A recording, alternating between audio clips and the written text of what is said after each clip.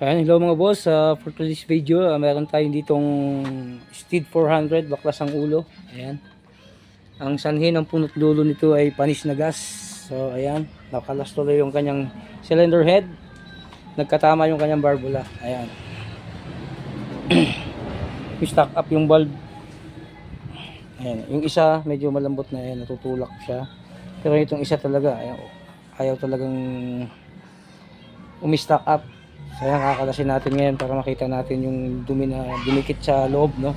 Ayan. Ayan, ito. Ayan, ito kakalasin natin yung barbula. Ito yung stock up ng maigi. Ayan. Ito medyo malambot na to. Ayan. Ito yung dumi niya, oh. Ayan, no? Yung gasolina na ano yan, mga panis.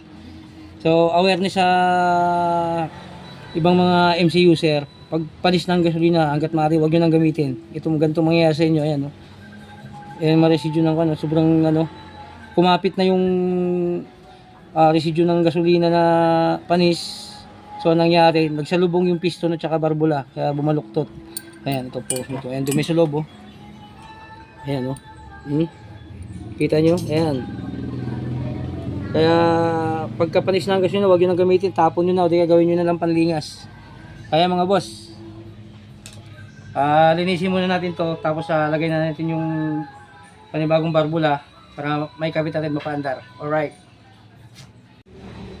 So ayan na mga boss, napalitan na natin ang barbula. Ayan, dalawa. At nalinis na rin natin, no? Sasalpak na natin to para mapaandar. Ayan siya mga boss. Ayan ang kahan yan. Alright.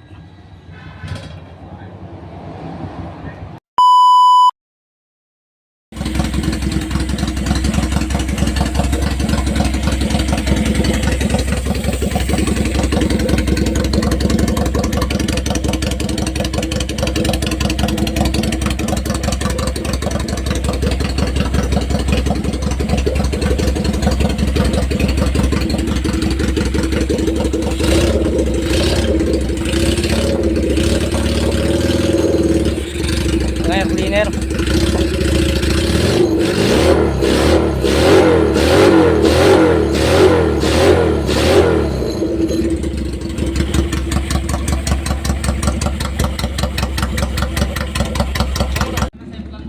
So ayan mga boss, tapos na yung ginawa nating Steed 400. So ayan, nagkagulo na sila.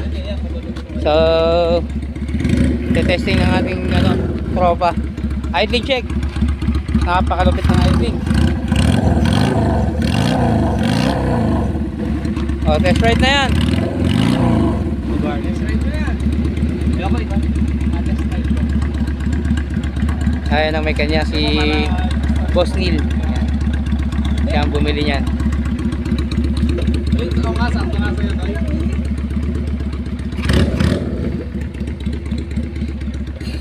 Buti nga naka-thermal wrap na lahat eh. Kung hindi na naka-thermal wrap,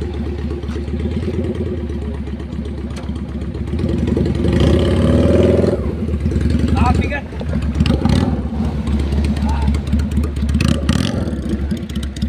Ayan, i-road test na po. Pakaiwan na lang po.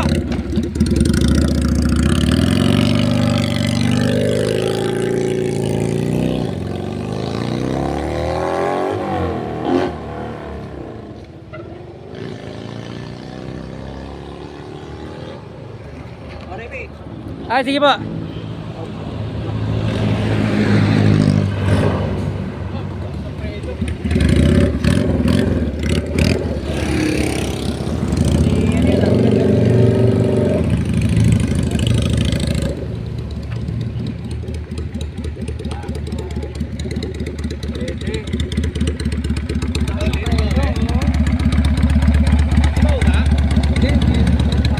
Ayan, alright na mga boss.